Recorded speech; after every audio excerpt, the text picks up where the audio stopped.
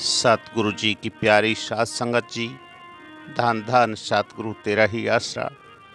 प्रेमी रामपाल जी ने एक मस्त शब्द जिसके लग जा चोट शब्द की के दुनिया में जीना की मधुर प्रस्तुति के बाद अब लगातार अपनी बुलंद आवाज में महान संत कबीर साहब की वाणी सुनाने जा रहे हैं। वाणी को शांति पूर्वक सुनकर अनुशासन का परिचय दें। धन धन सतगुरु तेरा ही आसरा। तेरो राम मिलावा कैसे हो, सत्संग में सुरता आवे नहीं। तेरो राम मिलावन कैसे हो, सत्संग में सुरता आवे नहीं। राम मिलावो कैसे हो, सत्संग में सुरता आवे नहीं। तेरो राम मिलावो कैसे हो,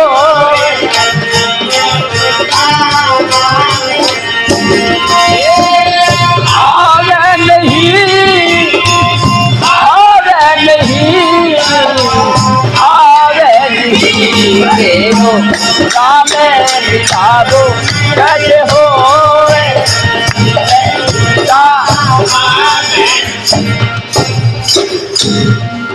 हाँ बेटा बेटी पोता पोती कुण बे मैं तेरो मो, बावड़ी कुण बे मैं तेरो मो। बेटा बेटी पोता पोती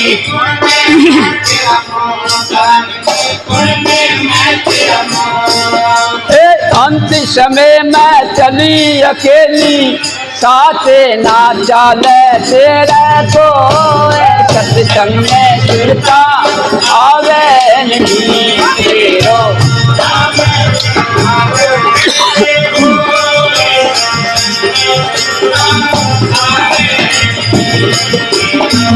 राम मिलावो कैसे हो,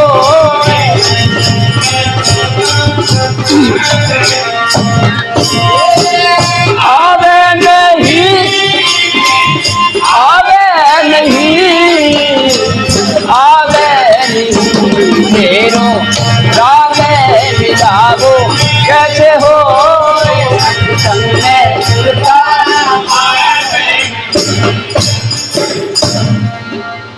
पीपल पूजे जाटी न लोके, तुलसा से चाहो बावड़ी तुलसा से चाहो। पीपल पूजे जाटी न लोके, तुलसा से चाहो तुलसा से चाहो। दूध पूत की खैर राखियो, तुलसा तो झाहूं मैं तो। सत्संग में तुलसा आवे नहीं। तेरो राम मिलावो कैसे हो, संग में तुलसा आवे नहीं।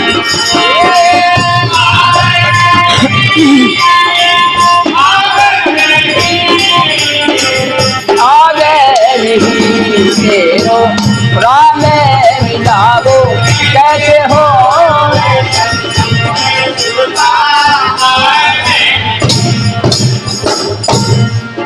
हाँ मंदिर जावे जल चढ़ावे, टाल बजाए चाहो बावड़ी टाल बजाए चाहो। मंदिर जावे जल चढ़ावे, टाल बजाए चाहो बावड़ी टाल बजाए चाहो। हे सतगुरु तो तेरे घट में बैठा, उसने तो क्यों ना ढोए। सत्संग में सुरता आवे नहीं। तेरो राम मिलावो कैसे हो,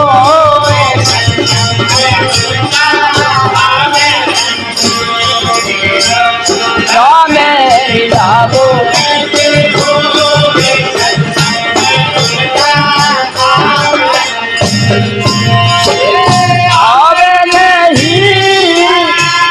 आवे नहीं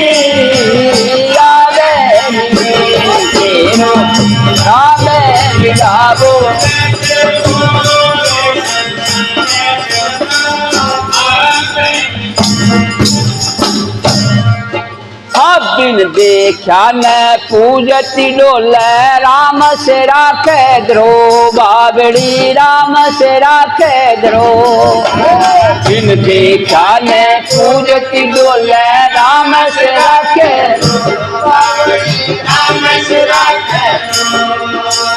बिन देखा न पूजती डोले राम से राखे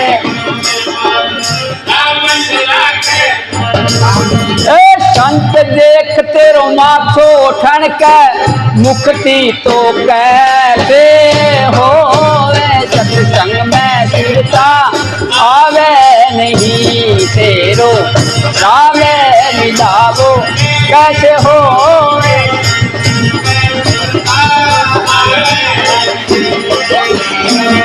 रावे मिलावो कैसे हो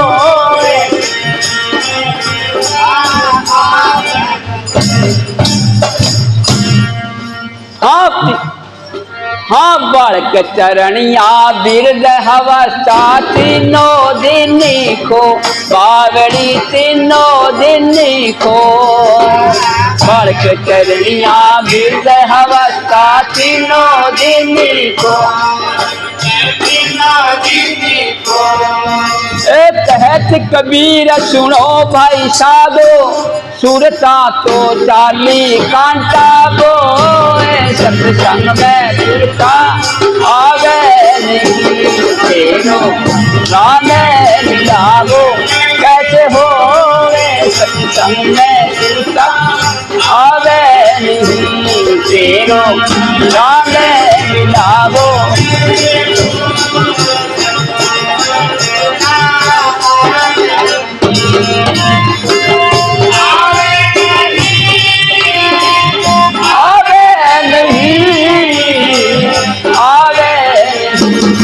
तेरो रामे मिलावो कैसे हो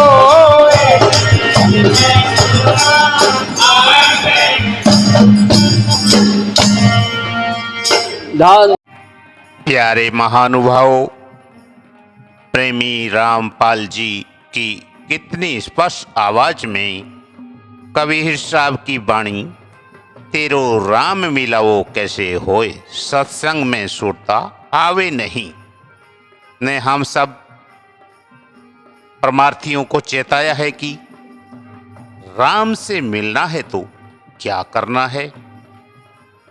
वह हमारा राम से मिलावा क्यों नहीं होता। अगर राम से मिलना है तो सत्संग में आना पड़ेगा। जब हमें पता है कि सत्संग में आने से राम मिलेगा तो फिर सत्संग में क्यों नहीं आते। सत्संग में यह जीव अपने परिवार, पोता पोती, बेटा बेटी के मोह जाल में फंसा पड़ा है और काल ने इसको ममता की बेड़ी डाल रखी है, इसलिए सत्संग में नहीं आते। जबकि परिवार अंत समय में साथ नहीं देता, अंत समय में तो अकेले ही जाना है।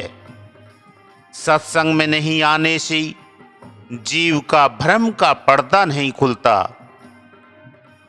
और वह पाखंड में खो जाता है, अंधविश्वासों में धक्के खाता है और वह मालिक जो हमारे अंदर भीतर बैठा है उसको गंगा, हरिद्वार, तीर्थ में, पानी में, पत्थर में, कागज में ढूंढता फिरता है। उसको यह आत्मा भटकती हुई बाहर खोजती फिरती है। कभी पीपल की पूजा करती है, कभी जांटी धोकती है, कभी तुलसी के पौधे से अपने दूध पूत की खैरियत की मन्नत मांगती है। मंदिर जाती है, जल चढ़ाती है, घंटा बजाती है, व्रत करती है। जिस पत्थर की मूर्ति के ठाकुर को कभी आज तक देखा नहीं, कभी वह मूर्ति हमसे बोली नहीं, आत्मा चेतन है और वह मूर्ति जड़ है, फिर भी उस जड़ की पूजा, बाहरमुखी पूजा,